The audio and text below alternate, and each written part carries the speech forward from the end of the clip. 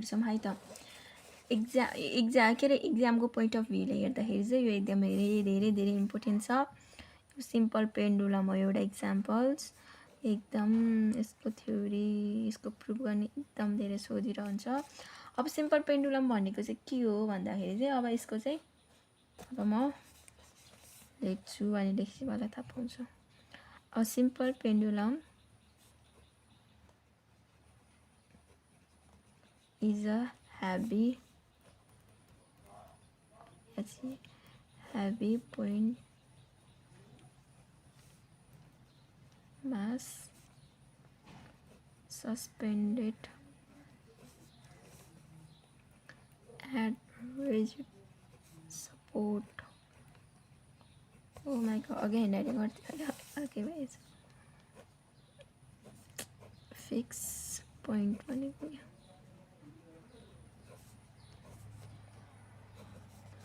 by massless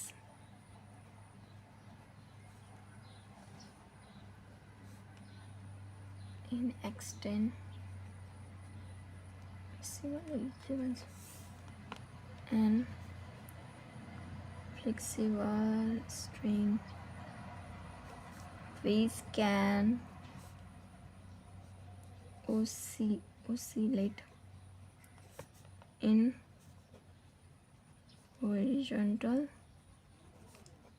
line in vertical plane. Oh my god, यति लामो भयो डेफिनेसन नि। बट डोन्ट वरी, यस्तो वाट इज सिम्पल पेन्डुलम भनेर एक्जाममा सोधिरहन्छ है त, त्यसरी जान्नुपर्छ। तर बुझ्यो भने चाहिँ सजिलो छ। सिम्पल पेन्डुलम भनेको चाहिँ यस्तो हेभी पोइन्ट मास हो जुन चाहिँ रिजिड सपोर्टले चाहिँ हैन सस्पेन्डेड भएको हुन्छ फिक्स पोइन्टमा। भनेको मतलब बाई मासलेस हुन्छ, इनएक्सटेन्सिबल हुन्छ, फ्लेक्सिबल स्ट्रिङ हुन्छ, जुन चाहिँ होरिजन्टल प्लेनमा टु फ्लो गरेर चाहिँ ओसिलेट गर्छ केमा, भर्टिकल प्लेनमा। भर्टिकल प्लेनमा होरिजन्टल लाइनमा टु फ्लो यता जाऊ उता आऊ गरेर ओसिलेट गरेको हुन्छ मेन पोजिसनबाट। हो त्यसलाई चाहिँ के भन्छ त, सिम्पल पेन्डुलम भनिन्छ। अब एक्जाममा सोध्छ कि so that the motion of a simple pendulum is in हामीले जुन सिम्पल पेन्डुलम जुनको सिम्पल पेन्डुलमको मोसन छ नि यस्तो टु फ्लो हुने मोसन, त्यो चाहिँ एसएसएममा छ भनेर प्रुभ गर, सो गर, अनि यसको टाइम पिरियड र फ्रिक्वेन्सी पनि देखाऊ भनेर चाहिँ एक्जाममा सोध्छ कि। अब हामीले चाहिँ त्यो कसरी गर्ने भन्दाखेरि चाहिँ लेट स्टार्ट है त। क्वेसन लेखिन मैले भने फर्स्टमा चाहिँ हामीले यसको चाहिँ ड्रइङ बनाउनु नेसेसरी छ। म ड्रइङ बनाएँ है त। ओके, त this is the figure of motion of simple pendulum. अब यो चाहिँ सिम्पल पेन्डुलमको फिगर भयो। इनिसियली चाहिँ यो सिम्पल पेन्डुलम चाहिँ ओएमा छ हैन, अनि त्यसपछि हामीले चाहिँ डिस्प्लेस गऱ्यौँ कि यसरी। हामीले चाहिँ एउटा ल्याबमा पनि गरेको हुन्छ कि, हाम्रो प्र्याक्टिकली ल्याबमा गरेको भएको कारणले गर्दाखेरि चाहिँ हामीलाई चाहिँ त्यस्तो प्र्याक्टिकली हामीले गऱ्यो नि त, त्यसैले हामीले थ्योरिटिकली गर्नलाई पनि हामीलाई चाहिँ त्यस्तो अलि गाह्रो लाग्दैन। यदि तपाईँहरूले चाहिँ यो पढ्नुभन्दा अगाडि चाहिँ ल्याबमा पनि अलरेडी प्र्याक्टिकल गरिसकेछ भने चाहिँ हजुरलाई थ्योरी पढ्नको लागि सजिलो हुन्छ। अथवा थ्योरी पढिसकेपछि हजुरहरूले ल्याबमा गरिन्छ नि प्र्याक्टिकल, त्यो गर्नलाई दुवैले सपोर्ट गर्छ जे होस् भनौँ न। अनि अब यहाँ रिजिड सपोर्टले रिजिड सपोर्ट छ हैन, अनि त्यसपछि इनिसियली चाहिँ यो ओएमा छ, अनि त्यसपछि हामीले चाहिँ अब केही स्मल एङ्गल हेर्नु न, मैले यहाँ के लेखेको छु ठिटा योभन्दा बढी हुँदैन कि 4 डिग्री एङ्गलभन्दा ग्रेटर हुनु हुँदैन कि। अनि हामीले स्मल एङ्गलले यसरी रिप्लेस गरिसकेपछि चाहिँ यो चाहिँ टु एन्ड फ्रो मोसनमा जान्छ कि। एकचोटि अब यहाँदेखि यहाँ, त्यसपछि यहाँदेखि यहाँ, यहाँदेखि यहाँ, फेरि आफ्नै पोजिसन आउँछ मेन पोजिसन, यहाँदेखि यहाँ, अनि यहाँदेखि यहाँ, यहाँ आफ्नै पोजिसनमा आउँछ कि। अब यसलाई चाहिँ कसरी डिस्क्राइब गरिन्छ भने चाहिँ ओके, त्यो हामीले चाहिँ अघि लेखेको अनुसार चाहिँ डिस्क्राइब यसरी गरे हैन। अब consider a simple pendulum of mass M र इफेक्टिभ लेन्थ यल छ अरे, is suspended at rigid support ओमा हैन। हामीले अघि रिजिड सपोर्ट गरेको थियो नि यस्तो गरेर यस्तो होला।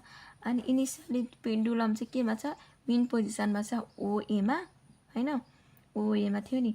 अनि त्यसपछि जब चाहिँ यसलाई चाहिँ स्मल एङ्गलले चाहिँ अब डिस्प्लेस गर्यो नि, त्यसपछि रिलिज भयो नि त, अनि टु फ्लो मोसनमा गयो नि त के, टु एन्ड फ्लो मोसनमा ओसिलेट गऱ्यौँ एबाउट मेन पोजिसन वेमा। अब एट बी पोजिसनमा चाहिँ The weight mg of pendulum can be resolved into two component. दुईटा जुन बी पोजिसन जाँदाखेरि त्यसको वेट चाहिँ दुईटा कम्पोनेन्टमा चाहिँ हामीले चाहिँ रिसल्भ गर्न मिल्छ भनेर भन्यो। अब मैले यहाँ अलरेडी लेखिदिइसकेको छु होइन। यहाँ चाहिँ कस थीटा चाहिँ acting opposite to tension in the string होइन। अघिको भने अघिको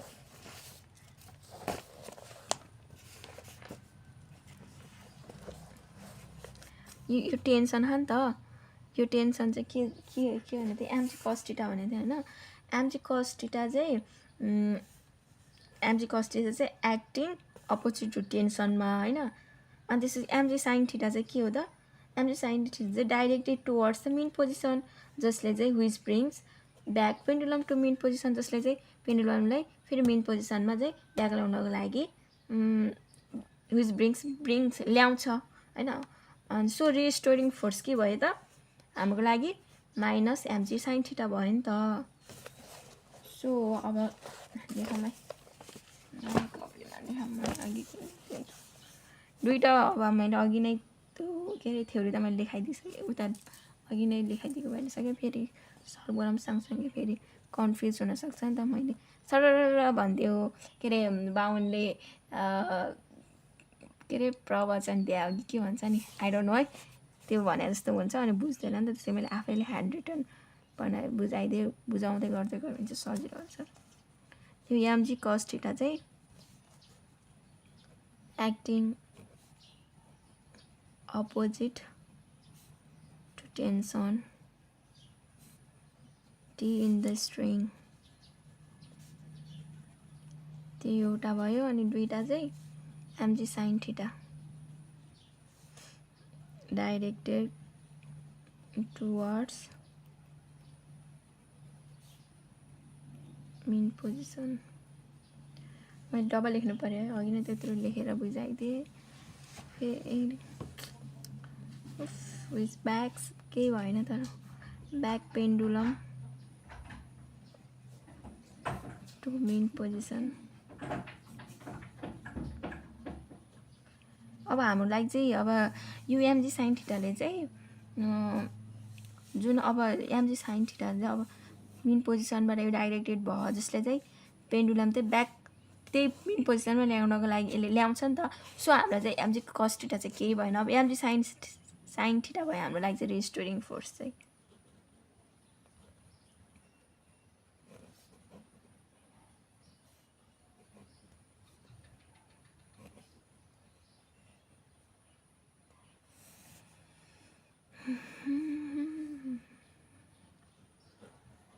If A be the acceleration, I know, then F is equal to ma, okay, no? F भनेको ma भयो, हामीलाई F भनेको रिस्टोरिङ फोर्स भनेको mg sin थीटा।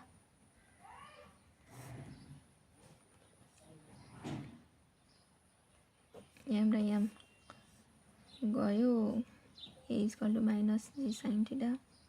अब स्मल एंगल हो कि अब के अरे 4 डिग्री भन्दा माथि पुर्याउँदै के अरे पुग्नै पाउँदैन रे, यो त स्मल एंगलमा हो नि त, लेस देन 4 डिग्री भनिसकेपछि चाहिँ हामीलाई चाहिँ अब फर स्मल एंगलको कारण गर्दाखेरि के एंगलको कारण गर्दै साइन इज इक्वल टु यो रे, so is equal to minus G theta भयो। द इक्वेसन आई भयो। अब in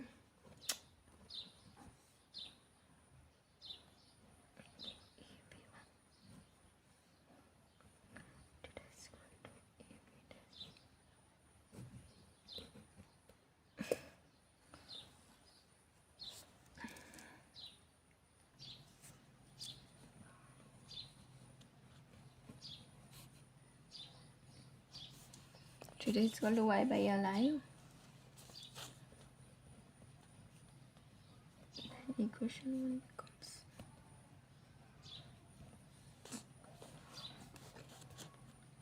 a is equal to के भयो माइनस जी थीटा भनेको y by l, so a is directly proportional to y भयो कि भएन, g/l कन्स्ट्यान्ट भयो अनि यो y. So a is directly proportional to y. हामीले के भयो त? This shows that the acceleration of a pendulum is directly proportional to the displacement from mean position and directed towards its mean position. भन्न पाइयो कि पाएन? पाइयो.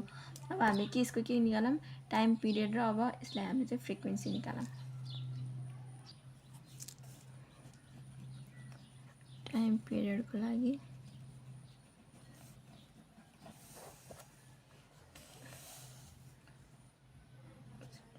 हामीलाई अघि एउटा थियो नि एउटा माइनस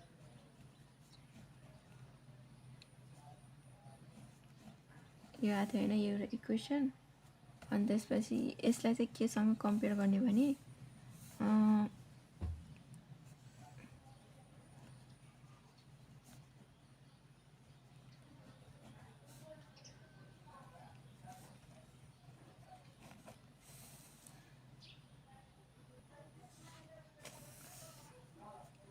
यससँग कम्पेयर गरेपछि के आउँछ?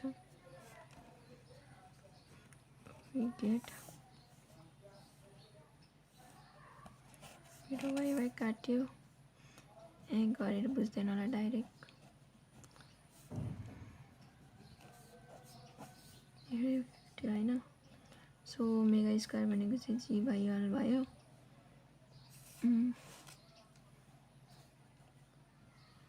हामीले माइनस नलेखौँ है त, म्याग्निट्युडको लागि मात्र गर्ने. अहिले चाहिँ अनि ओमेगा भनेको चाहिँ 2π/t.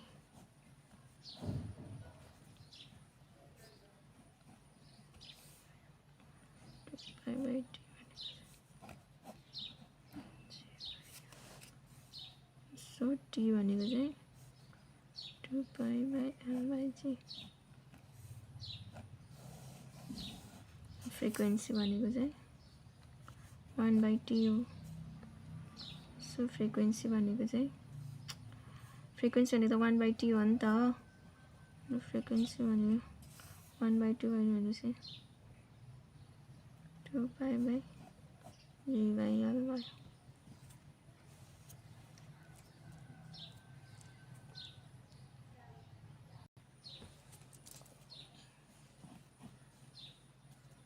यो 1/2πg/l किनभने 1/tt भनेको 1/2πgl/g अनि g माथि गयो भने चाहिँ 1/2π अनि g/l रहेछ.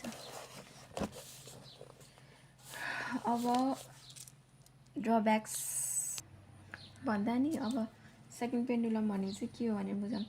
सेकेन्ड पेन्डुलम भनेको जसको चाहिँ टाइम पिरियड चाहिँ 2 सेकेन्ड हुन्छ, त्यसलाई सेकेन्ड पेन्डुलम भनिन्छ. जस्तै अब सेकेन्ड पेन्डुलम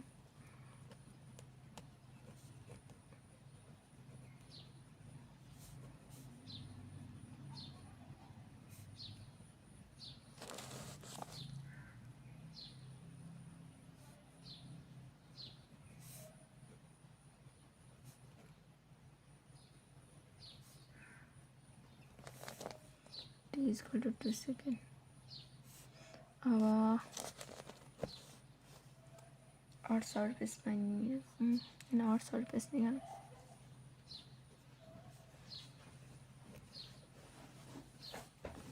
t = 2π/l/g हो नि त.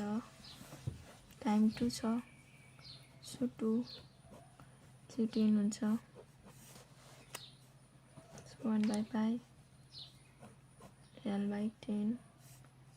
SPS गर्दा 1π² l/10. So L is equal to 10/π². L is equal to nearly 1 meter. यति रहेछ. अब हामीले चाहिँ अब सिम्पल पेन्डुलमको के ड्रब्याक्सहरू भनौँ. सिम्पल पेन्डुलम ड्रब्याक्सको बारेमा भन्नुपर्दाखेरि चाहिँ सिम्पल पेन्डुलममा चाहिँ कुनै पनि हामीले चाहिँ अब के भन्छ ह्याप्पी पोइन्ट मासहरू भनेको थियो नि त. तर हाम्रो प्र्याक्टिकली चाहिँ ह्याप्पी पोइन्ट मासहरू चाहिँ अब यस्तो गर्न सक्दैन होइन, रियलाइज गर्न सक्दैन. सो नो ह्याप्पी पोइन्ट मास